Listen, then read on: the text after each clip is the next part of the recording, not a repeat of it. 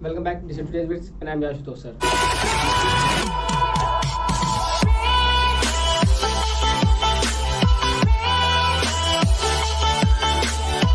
Ready? पढ़े? लगातार video आ रही है, नॉन स्टॉप, नॉट बैड। मुझे पढ़ाने में अच्छा लगता है, इसलिए आपको पढ़ने में अच्छा लग रहा है? कमेंट किया करिए, बहुत हम लोग कमेंट करते हैं। एनीवेज कोई बात नहीं। हमने कल कहाँ तक पढ़ा? जो रुका होती है उन्हीं से चली जाती है, ठीक है। और गुड नाइट का माहौल बन चुका है, सोने जा रही है कौन? रहना, ठीक है।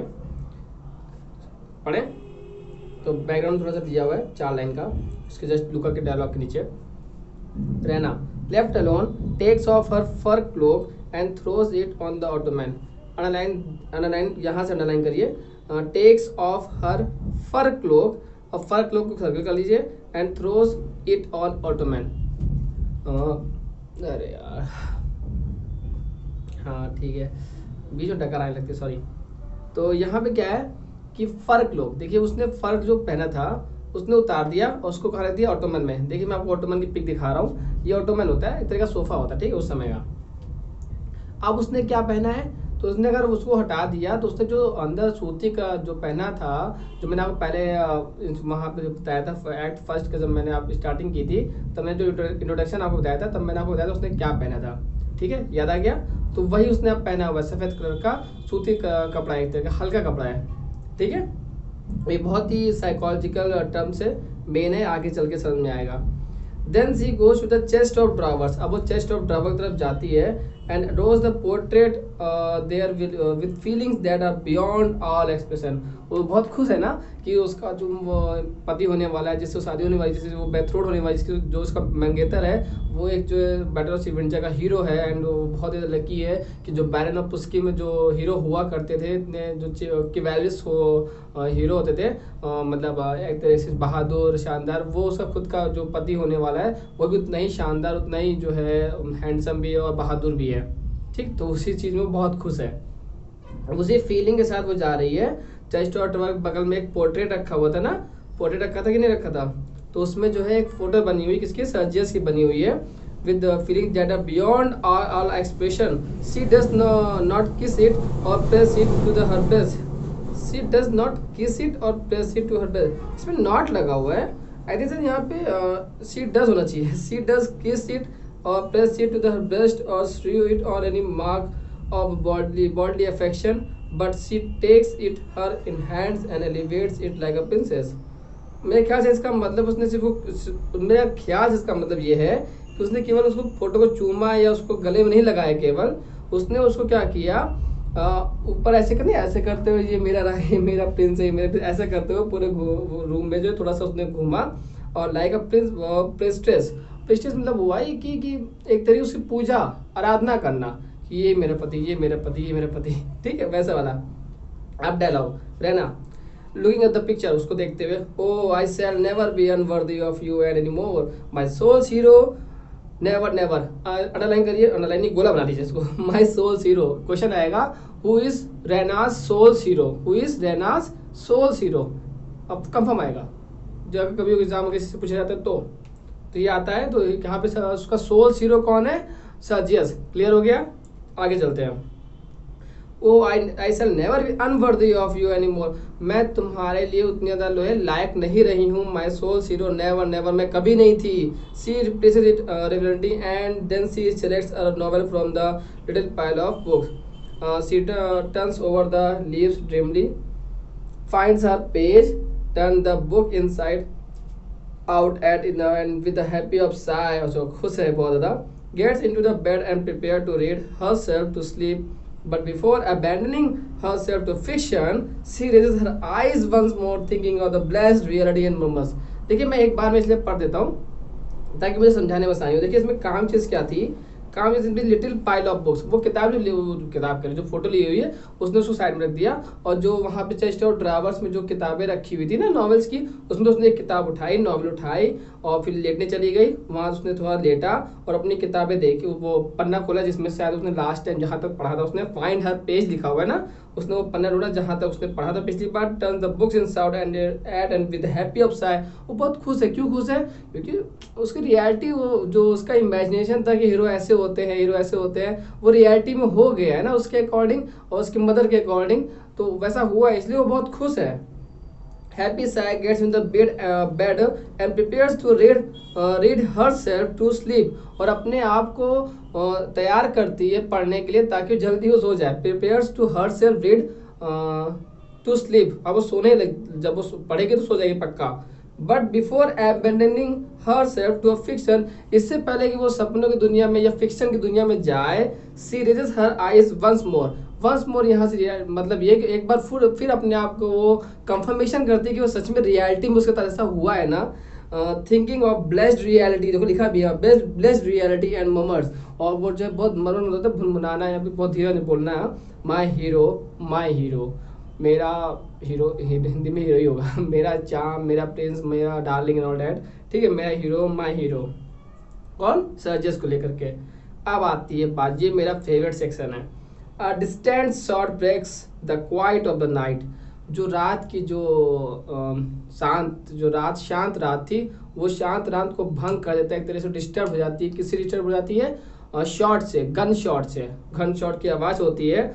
शी स्टार्ट्स, वो जल्दी से वो तो डर जाती है, एक तरह से लिसनिंग सुनने लगती है।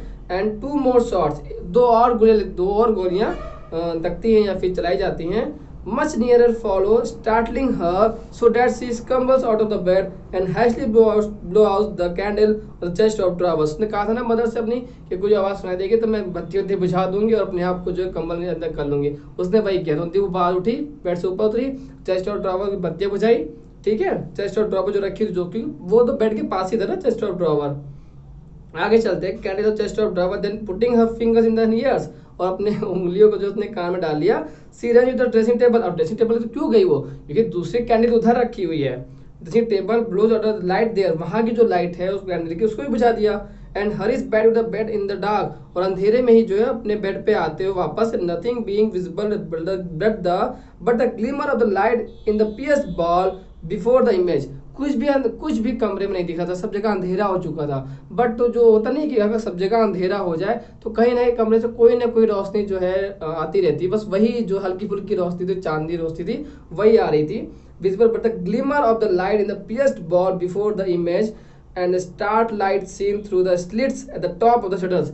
जो शटर्स, जो दरवाजे होते हैं, वो दरवाजे पूरे कभी बंद नहीं होते, हल्का जो है गैप रहता है। उसी गैप से जो है टॉप पे एक लाइट की ग्लिमर आई थी, मतलब एक तरीके से रोशनी आ रही थी। ठीक है, हल्की फुल्की रोशनी आई थी। समझ में आ गया? क्लियर हो गया? तो अब आगे चलते हैं। कहाँ गया? या and the starlight seen through the slits of the table top of the shutters, the firing breaks out again. दोबारा से आवाज हुई। There is a startling fusillade, मैंने थोड़ा सा वो हो गया है, मिट गया है, फ्यूजिलेट लिखा हुआ है। Startling fusillade quite close at hand. अब देखिए ये जो लिखा हुआ ना स्टार्टलिंग फ्यूजिलेट, मतलब वो डर, एक ऐसी आवाज जो भयानक हो। ठीक है, the first breaks out again, there is startling fusillade quite close at hand. उसके क्वाइट क्लोज मतलब उसके पास ही में एक आवाज हुई, वो बेड पे बैठी हुई थी, और तो मेरे ख्याल से विंडो की तरफ उसका जो है ध्यान है यहाँ पे इस आवाज का, और वहीं पे कोई आवाज होती है, शट से आवाज होती है बहुत तेज है। तो स्टार्टलिंग फ्यूजिलेट, वो बहुत डर जाती है उस चीज से, बहुत शॉक्ड वाली आवाज होती है, बहुत पास में होती है। While it is still going, उसकी आवाज फिर भी अभी तक गूंज ही रही थी कि द शटर्स डिसअपियर, जो शटर लगे हुए थे विंडो में वो थोड़ा सा खुलते हैं। डिसअपियर मतलब कि खुलते हैं, अब वो बंद नहीं रहे, अब डिसअपियर हो गए, खुल गए। अब जैसे ही शटर खुला, pulled open from without, and for an instant of rectangle of snowing starlight flashes out with the figure of a man silhouetted in a black upon it। मतलब कि अचानक से जैसे गेट खुला, मतलब गेट नहीं, नॉट अ गेट, जो window थी वो खुली, और जैसी विंडो खुली, देखिए बाहर तो रोशनी है, अंदर अंधेरा है ना, तो जैसी विंडो खुली वो तो अंदर अंधेरे में बैठी हुई बेड पे, वो देख ही रही होगी गेट को।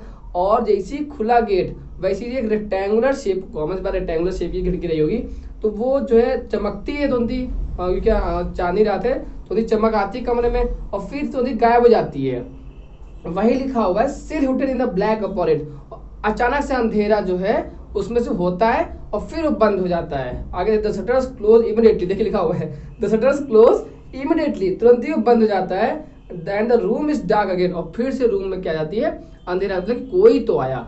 इसके पूरे लाइन का मतलब है कोई गोट, उसको गेट नॉट गोट गेट खोला उसका खिड़की का, और जो हिंज जॉइंट थी ना तुरंत ही खोला एंड तुरंत ही अंदर आया, फिर से डार्कनेस हो गई, यानी कोई कमरे में आया। And the room is dark again but the silence is now broken by the sound of painting, लेकिन जो उस कमरे में जो शांत माहौल था वो अब टूट गया था। किससे? इससे समझाया, मतलब कोई अंदर आके हाफ रहा था। देखिए हाफ ने इंग्लिश यहाँ लिखी हुई है पेंटिंग, ठीक है, PNTING, क्लियर हो गया।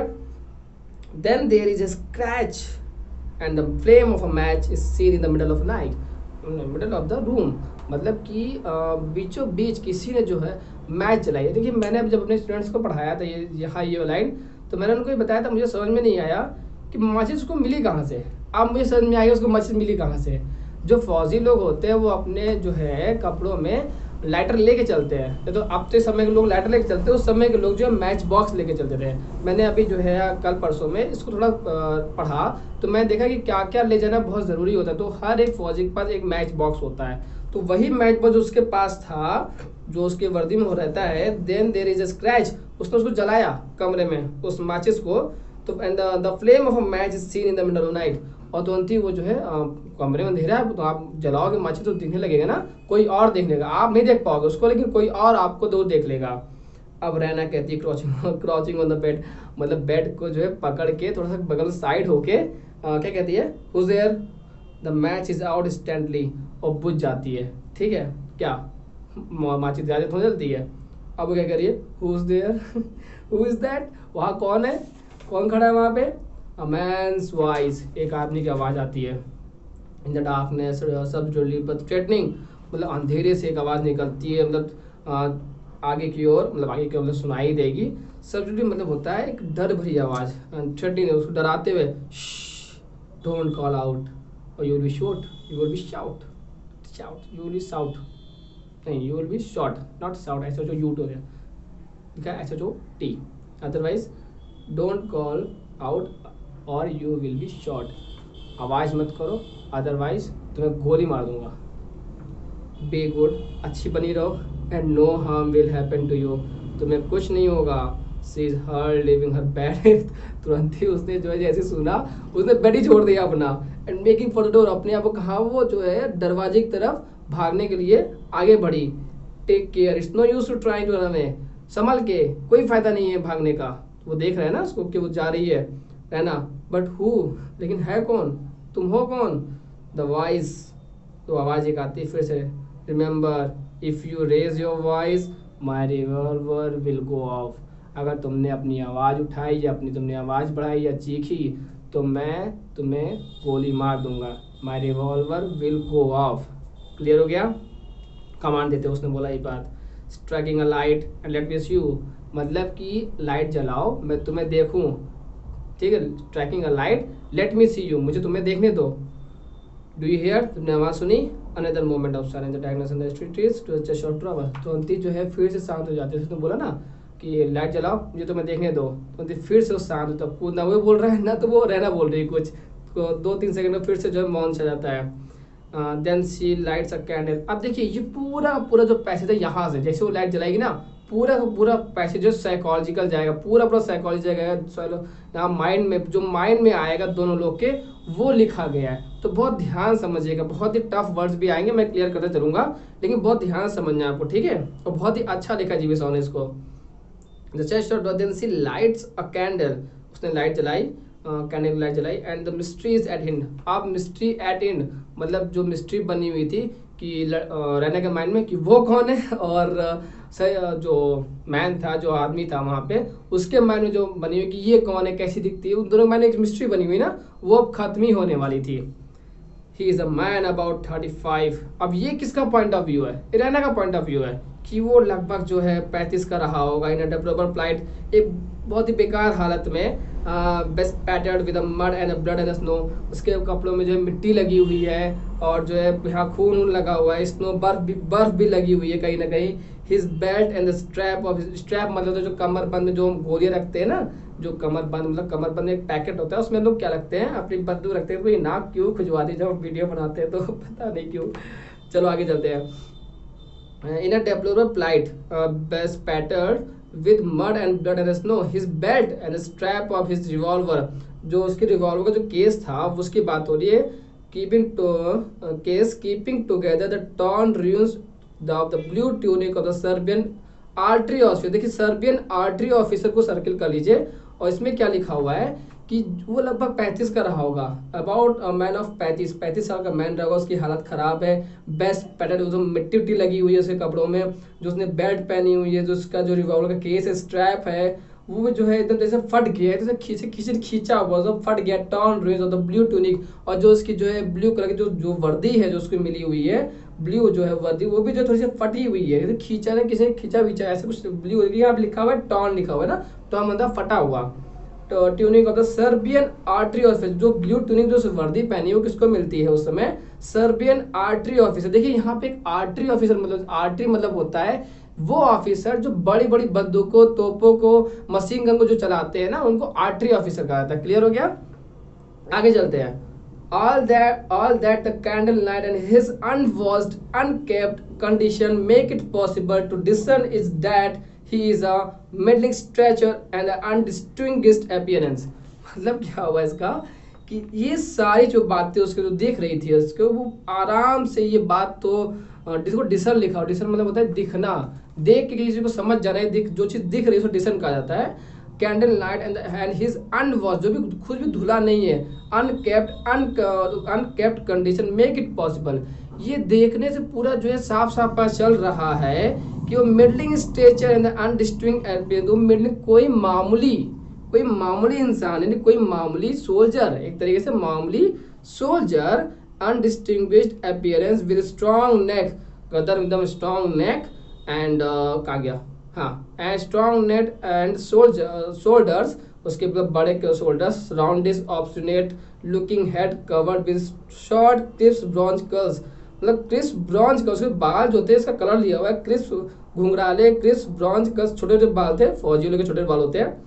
एंड लिखा हुआ है राउंडिश ऑब्स्टिनेट लुकिंग हेड, मतलब जो उसका ऑब्स्टिनेट लुकिंग जो गोला को जो गोल कलर का ओवल शेप का जो उसका जो एक तरीके से जो चेहरा उससे ऐसा लग रहा है जिद्दी इंसान रहा होगा पक्का, ठीक है। With short crisp bronze curls, clear quick eyes, चमकीली आंखें हैं उसकी, एंड गुड ब्रोज, अच्छे खासे भौवे भी हैं, एंड माउथ भी ठीक ठाक है, होपलेसली प्रोसैग नोज, लेकिन नाक ठीक नहीं है, prosaic nose like that of a strong minded baby, जैसे छोटे बच्चों का जो जिद्दी बच्चे होते हैं नाक होती है ना, वैसे वाले पूरी नाक है।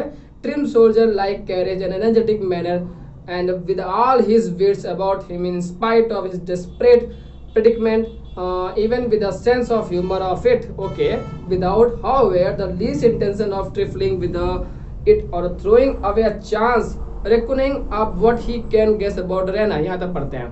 देखिए ये पूरा जो एक तरीके से क्या है, ये सारे एडजेक्टिव उसके माइंड को ये बताने के लिए लिखे गए हैं कि जो भी जो जैसे भी दिख रहा है वो उसके अंदर एक एनर्जेटिक मैनर है, वो कमरे में जो है जिस तरह से वो खड़ा हुआ है एनर्जेटिक मैनर से खड़ा हुआ है, चाहे इधर कुछ देख रहा है वो चाहे चेक कर रहा है। उसके बाद उसके अंदर जो विट्स है जो चालाकपन भी, उसके थोड़ा सा क्लेवरनेस भी दिख रही है।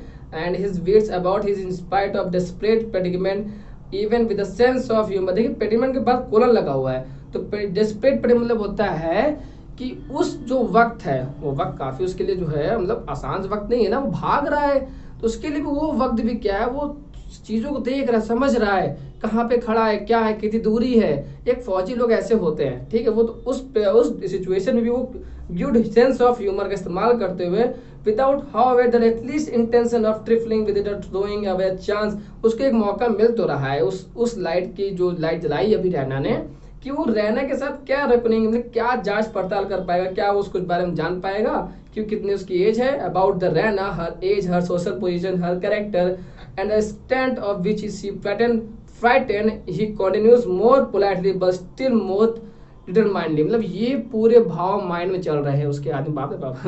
तो देखिए ये जो लास्ट की 2 लाइन थी वो ये बताई थी, जैसे ही लाइट जली तो अब वो क्या क्या सोच रहा है, वो क्या क्या सोचने वाला है कि कितनी इसकी उम्र रही होगी, कितने कैसी लड़की होगी और कितनी दूर खड़ी हुई है और अब पास पास चीज़ें कैसी हैं। थोड़ा सा वो तो किसी और अनजाने कमरे में घुसा हुआ है ना, तो ये सारी चीज़ें उसकी जो है लिखी गई यहाँ पे। और कितनी डरी हुई है वो इस बारे में भी जो है सोचने की कोशिश कर रहा है। एक्सक्यूज मैं डिस्टर्बिंग यू, क्या मैं आपने डिस्टर्ब कर दिया मैंने आपको, but you recognise my uniform, लेकिन आपने तो मेरी यूनिफॉर्म देख लिया, आप समझ गए होंगे मैं कौन हूँ। या सब, मैं एक शब हूँ, नहीं सर्बियन ऑफिसर।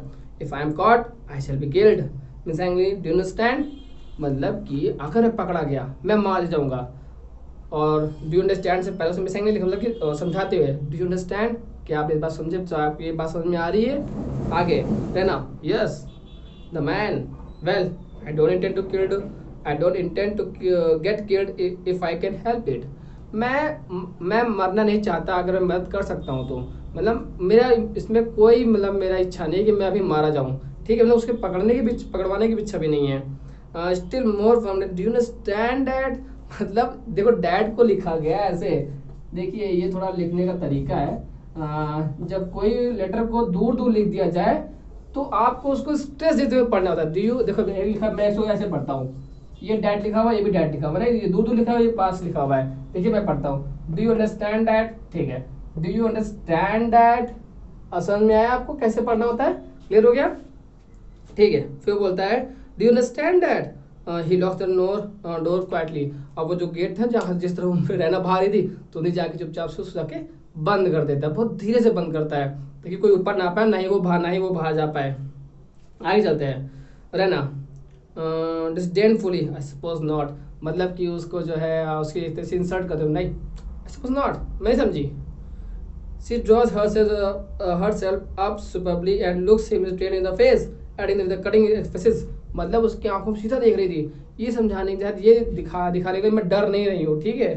ये वाला थोड़ा ये वाला लुक है यहाँ पे, cutting some soldiers I know are afraid to die, मतलब कुछ जवान कुछ जो है सैनिक होते हैं जिन्हें मैं जानती हूँ वो मरने से बहुत डरते हैं, ठीक है। देखिए अब ये देखिए पेन उठा लीजिए, इसमें लिखा हुआ है the man with grim and good humour, बहुत अच्छे जो है हाजिर जवाबी से उसने बोला, all of them dear lady, all of them, सभी लोग, believe me it is our duty to live as long as we can, देखिए पूरा यहाँ अंडरलाइन करिए, all of them dear lady, all of them believe me it is our duty to live as long as we can.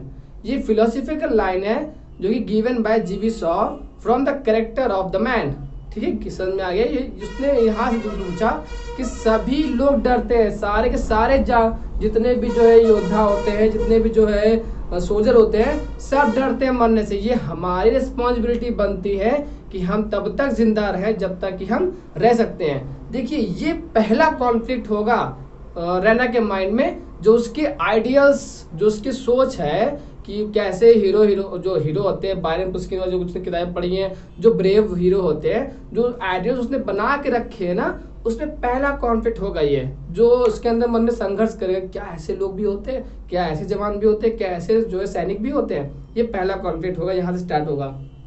देखिए उसके बाद बोलती क्या है वो, रहना नहीं as long as we can, now if you raise an alarm, जैसे ही बोलता है वो कि अगर आपने कोई आवाज़ की, रहना उसकी बात काटते हुए बोलती या I know you will shoot मी ना, मुझे पता है तुम मुझे मार दोगे, तुम मुझे गोली मार दोगे, how do you know that I am afraid to die, ये तुम कैसे जानते हो कि मैं जो है मरने से डरती हूँ। अब देखो मैन क्या कहता है कि कनिंगली चालाक पूर्व से कहता है, चालाकी से बोलता है, but suppose I don't shoot you, but अगर मान लीजिए मैं आपको नहीं मारता हूँ या आपको मैं शूट नहीं करता हूँ तो होगा क्या, व्हाट विल हैपन देन, तब क्या होगा, a lot of your cavalry will burst into this petty room of yours to slaughter me in her like a pig।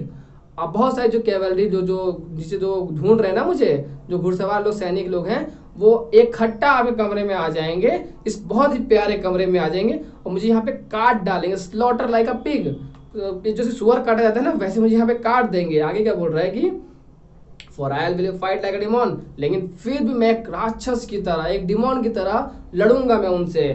They shan't get me in the street and amuse themselves with, वो मुझे यहाँ से जो है जिंदा तो ले जा नहीं सकते हैं, ठीक है, वो ताकि वो जो है सड़कों पे दिखा सके, ये देखो यही वो भगोड़ा है जो भाग के आया था, वो ये बोल रहा है एक तरीके से जो है आयरॉनिकली बोल रहा है कि they sent give me into the street amuse. मैंने होता है कि चीज़ का जो है बेइज्जती करना, किसी चीज़ को उस तरह से निकालना आवाज़, ठीक है, आवाज़ नहीं, किसी की बेइज्जती, अम्यूज़ करना, ठीक है, हिंदी बड़ी याद ही नहीं आता मुझे।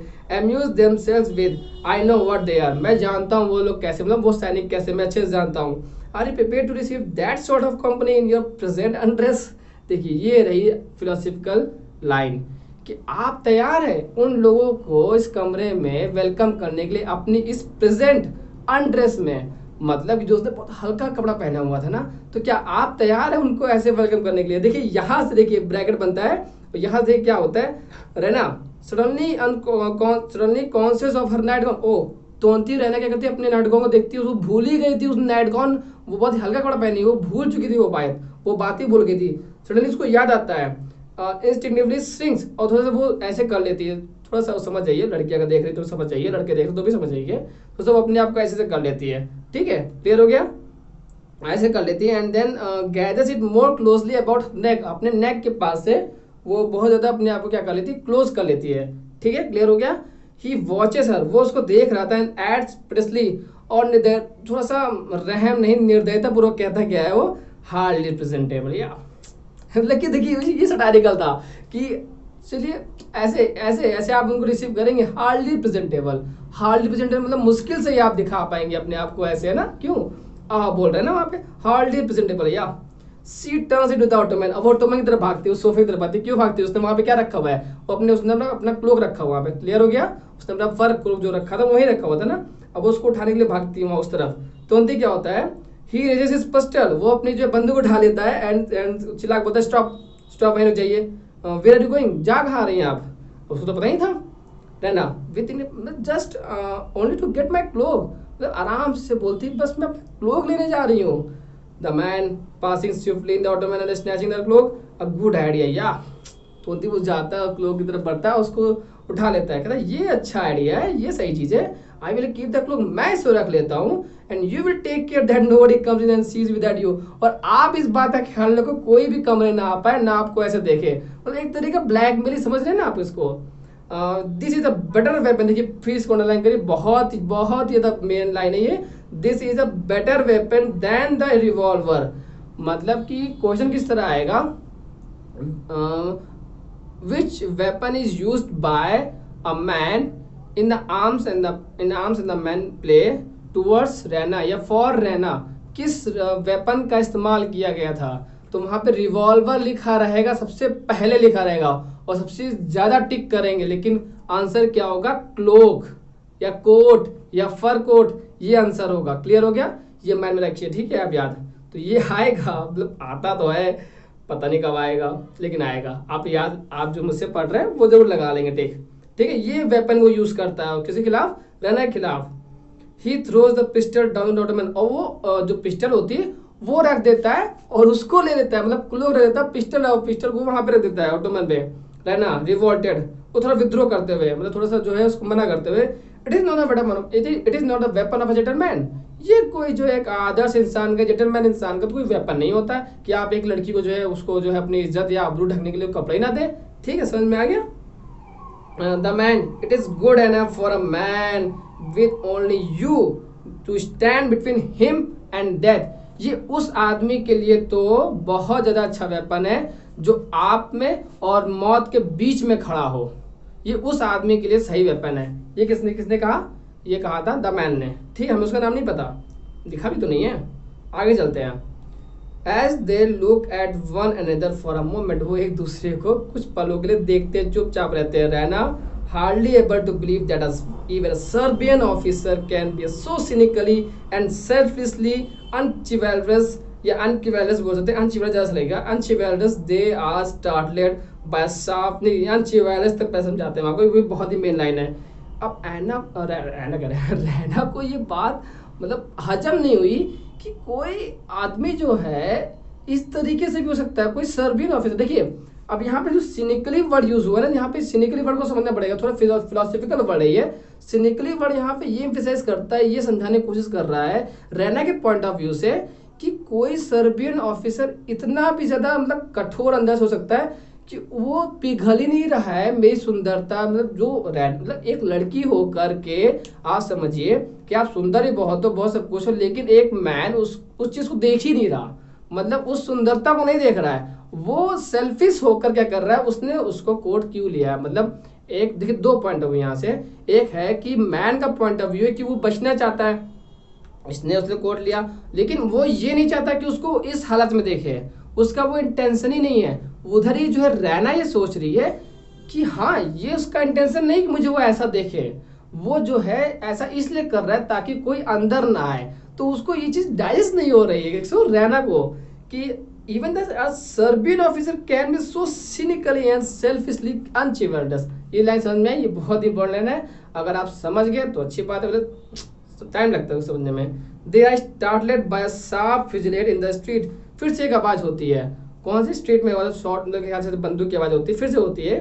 The chill of imminent death hushes the man's voice, सुनती वो आदमी जो होता है वो डर जाता है फिर से, क्योंकि वो बात कर रहा था फिर से आवाज तो डर जाता है वो। क्या लिखा है, the chill of imminent death, मतलब अचानक अब तो गया, अब तो मैं मर गया। Hushes the man's voice, do you hear, तुमने आवाज सुनी, do you hear, if you are going to bring those baggards in on me, you shall receive them as you are। अगर तुम गए उन आदमियों को लाने जो नीचे आवाज कर रहे हैं, तो तुम उनको ऐसे ही रिसीव करने वाले हो जैसे तुम अभी हो। सोच लो, मैं तो नहीं देने वाला ये। उसको कंफर्मेशन कर रहा है, एक तरीके से बोल रहा है कि बुलाओ मत किसी को। आगे बहुत, अब ये जो यहीं तक पढ़ाऊंगा मैं, ये 4 लाइन बस, इसके बाद खत्म। मेरे ख्याल शायद आधा घंटे से ऊपर वीडियो जा रही है। क्लेमर एंड डिस्टर्बेंस, क्लेमर जो वर्ड है इसमें CLAMOR लिखा हुआ, ये पुराना वर्ड है, इसका नया वर्ड है CLAMOUR। क्लियर हो गया, ये नया वर्ड है, जो मैं इसमें लिखा हूँ पुराना वर्ड है, ठीक है। क्लेमर एंड डिस्टर्बेंस, क्लेमर एक आवाज, एक कोलाहल आवाज, एक बहुत तेज वाली आवाज, एंड डिस्टर्बेंस जो डिस्टर्ब करती है आवाज। द परस्यूअर्स, देखिए द परस्यूअर्स मतलब होता है जो पीछा कर रहे थे, किसका, उस मैन का। The pursuers in the street batter, देखिए बैटर वर्ड को गोला करिए और वहां ऊपर एक वर्ड लिखिए नॉकिंग, KNOCKING, या नॉक लिख लीजिए, नॉकिंग ज्यादा सही रहेगा, ING फॉर्म ज्यादा सही रहेगी, नॉकिंग लिखिए, नॉकिंग मतलब नॉकिंग द डोर है कटाना, इसमें बैटर लिखा हुआ है, देखिए बैटर होता है जो बैट से मारता है, ठीक है, क्लियर हो गया। तो something like that, the pursuers in the street batter at the house door, वो जो है जो स्ट्रीट पे जो परस्यूअर्स जो पीछा कर रहे थे, वो उस दरवाजे जो रहने का जो घर है, उस जो नीचे दरवाजा जहाँ से लोग एंट्री करते हैं उस पर मारने लगे, खोलो खोलो खोलो खोलो, ये आवाज लगने लगा, नीचे लिखा हुआ भी है, open the door wake up will you, दरवाजा खोलोगे, आप लोग खोलेंगे या नहीं। A man servants voice calls them angrily from with in. देखिए ये यहाँ से 3 जो लाइन आने वाली ना, ये बहुत कंफ्यूजिंग लाइन है और बहुत लोगों को समझ में नहीं आता, वो स्किप कर देते हैं, ठीक है, लेकिन बहुत ध्यान समझ चलिएगा, यही 3 लाइन बहुत मेन है। वो लोग दरवाजा खटखटा रहे हैं, एक अंदर से आवाज आती है, देखिए फिर से लाइन पढ़िए, अ मैन सर्वेंट्स, कोई एक फीमेल सर्वेंट हम लोग पढ़ चुके लूका, कोई एक मेल सर्वेंट की आवाज अंदर से, एक अ मैन सर्वेंट्स वॉइस, एक आदमी की जो कि वहां पे काम करता है उसकी आवाज, वॉइस कॉल्स टू देम, उनको आवाज लगती है जो खटा रहे थे, एंग्रीली फ्रॉम विद इन, गुस्से से आवाज बाहर आती है, किसकी, एक मेल सर्वेंट की आवाज बाहर आती है। वो क्या बोलता है वो, this is Major Petkoff's house, this is Major Petkoff's house. देखिए यहाँ पे डबल कॉलन नहीं लगा हुआ है, डबल इंवर्टेड कॉमा लगा होता है अगर this is Major Petkoff's house में, तो ज्यादा बेटर होता है, ताकि अंडरस्टैंडेबल होता है, कि थोड़ा अंडरस्टैंडेबल लगे कि वो आवाज जो डायलॉग है वो बोल रहा है servant. This is a Major Petkoff's house, ये मेजर पेटकॉफ का घर है। देखिए पहली बार आता है रैना के पिता का नाम, ठीक है। मैं अगर पूछूं ना तो मैं तो ये पूछूंगा कि रैना के फादर का नाम कब, किस एक्ट में और किसके द्वारा लिया जाता है। एक्ट 1 मेल सर्वेंट, हमें नाम नहीं पता, मेल सर्वेंट के द्वारा लिया जाता है जब उस दरवाजे पे आवाज या दस्तक दी जा रही थी, जो परस्यूअर्स थे जो स्ट्रीट पे पीछा कर रहे थे उनके द्वारा जब वो आवाज दी जाती तो अंदर से एक आवाज निकलती मेल सर्वेंट की, वही बोलता है this is a Major Petkoff's house. आप लोग किसके दरवाजे पे इतनी आवाज कर रहे हो, समझ में आ गया, बहुत बढ़िया। You can't come in here, तुम अंदर नहीं आ सकते हो। अब देखिए ये अब वो लोग शांत नहीं हो रहे थे ना, आप देखिए ये लिख फॉन्ट, इसमें जो रिटर्न फॉन्ट है वो भी अलग है। But a renewal of a claimer, एक दूसरी नई आवाज। रिन्यूअल ऑफ अ क्लेमर, एक रिन्यू मतलब एक नई, हाँ फिर से डकारने वाली थी, बच गया। या but a renewal of a claimer, एक नई आवाज, and a Torrent of blows on the door, जो कि किस तरफ जो आवाज आ रही थी वो टोरेंट मतलब कि एक चीख, एक तरह की जो है बाकी लोगों की आवाजों को धीमा करते हुए, एक टोरेंट ऑफ अ ब्लोज, एक जो है गर्जन एक तरीके से, या गर्जन वर्ड सही लगेगा, of a blows on the door, door की तरफ जाती है वो आवाज, एंड अ हैवी फुटस्टेप, एक भारी कदम आते हुए, एंड अ दिन ऑफ ट्रिम्फेटल्स, और वो जीत की एक आवाज, ट्रिम्फेटल्स, ट्रिम्फेट विजयी घोषणा जो होती है ना, ट्रिम्फेट एल्स उसे कहा जाता है। इस में चिल्लाहट होता है, ट्रिम्फेट मतलब विजयी होता है, लेकिन जब ट्रिम्फेट एल्स वर्ड होता है जब जुड़ जाएगा तो उसको बोलेंगे एक ऐसी विजयी विजयी घोषणा, ठीक है। लेकिन यहाँ पे इसका मतलब ये है, एंड डिन ऑफ ट्रिम्फेट एल्स, मानी वो जो आवाज थी उन सारी आवाजों को उसने शांत कर दिया, तो ये आवाज जीत गई ना, तो वही लिखा हुआ है। अब जो आवाज आ रही नई आवाज, ठीक है, और जो दरवाजे की तरफ आ रही है, इसके हैवी फुट स्टेप भी साथ में आ रहे हैं, खट खट की आवाज अभी आ रही है चलते हुए,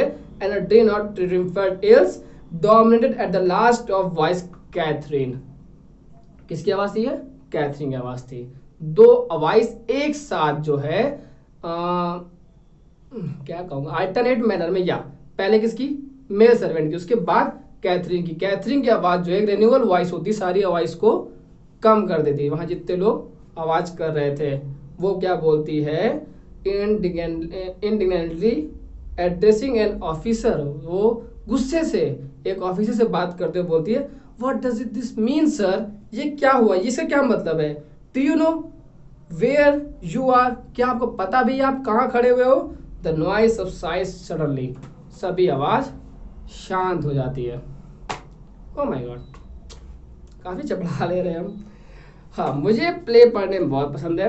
शायद कुछ और मेरे बच्चे या फिर जो है स्टूडेंट्स होंगे जो प्ले से प्यार करने लगे, ठीक है। एंड सीरियसली किसी भी पढ़ने में मैं एक पेंसिल से नहीं चलाता, या फिर किसी वर्ड के ऊपर कोई मीनिंग नहीं लिखता हूँ, क्योंकि मैं हर एक वर्ड को फील करता हूँ, हर एक वर्ड को समझता हूँ। शायद इसीलिए आपको समझाने समय मुझे ना थोड़ा इसलिए लंबा वीडियो बन जाता है। जैसे कंटिन्यू वीडियो चल रही हैं, शायद मैं कल वीडियो ना अपलोड कर सकूं, it may be not possible, थोड़ा मुझे वर्क है, बट कोई नहीं, पढ़ते रहिए, कमेंट करते रहिए, रिवाइज करते रहिए। मिलते हैं नेक्स्ट वीडियो में, सी यू सून, टाटा।